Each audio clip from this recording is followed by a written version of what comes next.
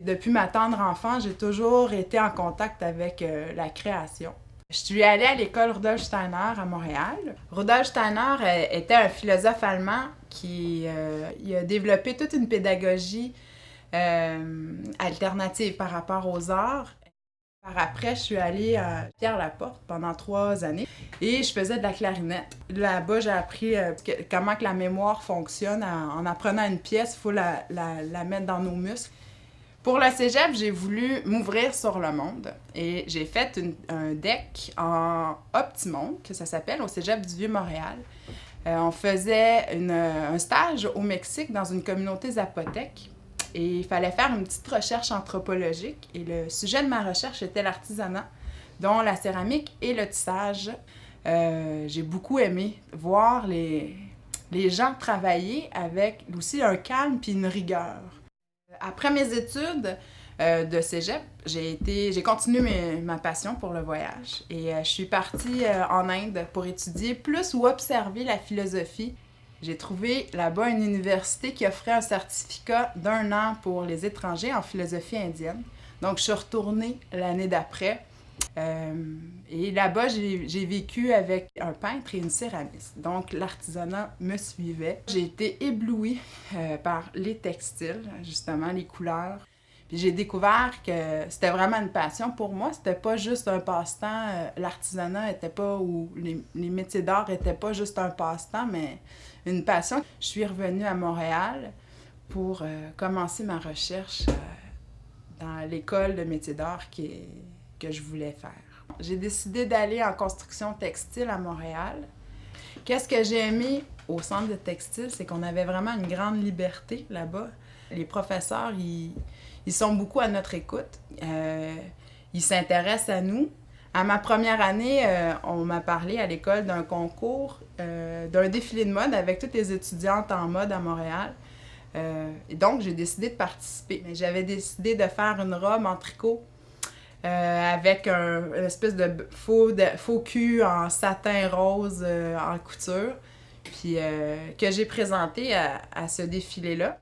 Et ce que j'ai bien aimé, c'est que l'école, tous les professeurs, ils nous donnaient leurs conseils. À ma dernière année, il y a eu une proposition d'une exposition pan-canadien, Small Talk, qui a été lancée à l'école pour les étudiantes, qui regroupait en fait les étudiants canadiens dans le monde du textile. Puis ce qui était intéressant, c'était de voir la diversité entre les écoles. Avec ma production finale, en fait, ma production de fin d'études, j'ai participé au concours Student Niche Award, qui est un concours nord-américain.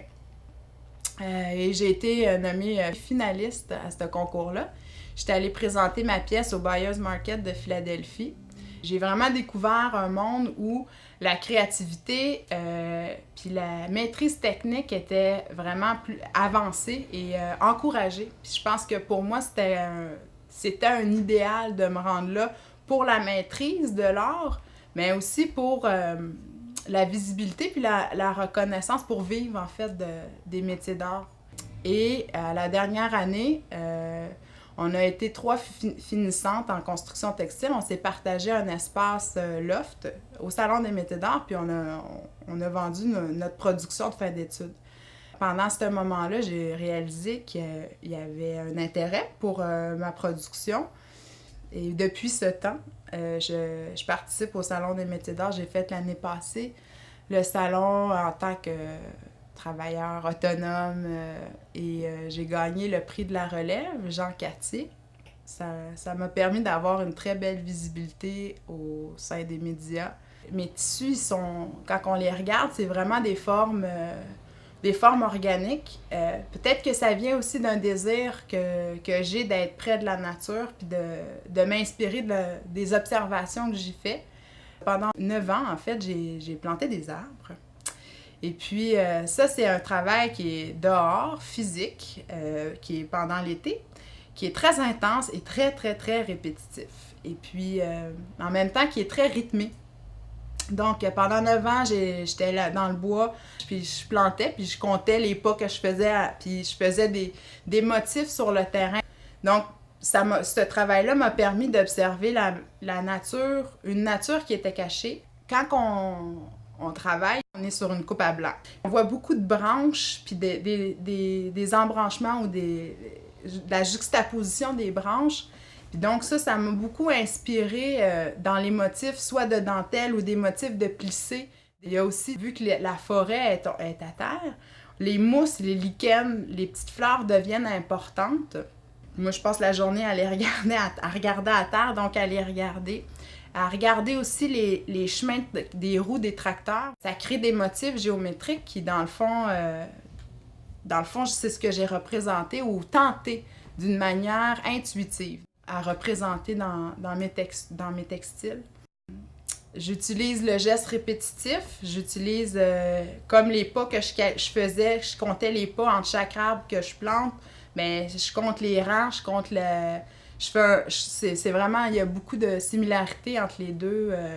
Vu que je travaille beaucoup les textures en 3 dimensions ou les effets de plissé, des effets organiques, ça donne une tombée naturelle au tissu qui dans le fond, c'est de lui-même, il parle, puis qui décide quelle forme qu'il veut prendre. Donc, ça a donné des liseuses, des foulards ou des écharpes. Puis pour moi, c'était important, dans cette réflexion-là, d'amener de la poésie dans le vestimentaire, d'amener de l'élégance, de la beauté, puis aussi de l'originalité. Pour moi, la liseuse Déméter, qu'elle s'appelle, c'était justement quand on regarde la forme du tricot, c'est vraiment comme des plis qui viennent s'emboîter. Puis pour moi, c'était un peu les chemins des tracteurs, les roues de tracteurs qu'on voyait. D'un côté, je travaille le motif, mais de l'autre côté, je veux que ça soit, cette pièce-là, je voulais que ça soit porté.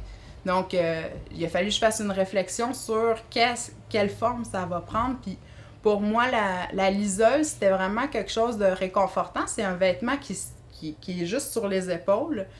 Dans les petites recherches que j'ai faites, c'était souvent utilisé, les femmes, quand elles étaient au lit, mais ça réchauffait les bras ou les malades quand ils étaient au lit. Ça gardait le haut du corps, en fait, qui est au chaud. Pour moi, je trouvais ça intéressant. Intéressant que ça couvre les bras, qui est souvent quelque chose en action, fait que c'est comme reposer ces bras-là. Puis c'était un vieux vêtement qu'on n'utilise plus maintenant, mais que je trouve qu'il y aurait tout à fait place à être revisité parce que ça couvre pas tout le corps, parce que c'est ornemental, parce qu'on peut venir jouer avec juste cette partie-là du corps. Mais ce que je veux faire dans l'avenir, pour moi, il y a une importance de continuer dans la production d'accessoires mode, puis peut-être de jouer avec d'autres formes. Maintenant, il y a la liseuse, il y aurait peut-être d'autres façons qu'on peut créer des vêtements où les gens peuvent jouer. Puis il y a aussi tout un volet plus art visuel ou œuvre d'expression, dans le fond, que j'aimerais continuer à développer. Pour moi, je pense qu'il est temps d'exprimer plus la réflexion que j'ai eue. Puis techniquement, je pense que je commence à maîtriser un langage qui me permet maintenant d'ajouter un sens encore plus développé à ce langage-là qui est visuel, qui va toujours être organique. J'aimerais ça continuer à faire le salon à Montréal parce que c'est une belle opportunité de rencontrer les gens. Mais aussi, j'aimerais ça continuer à voyager.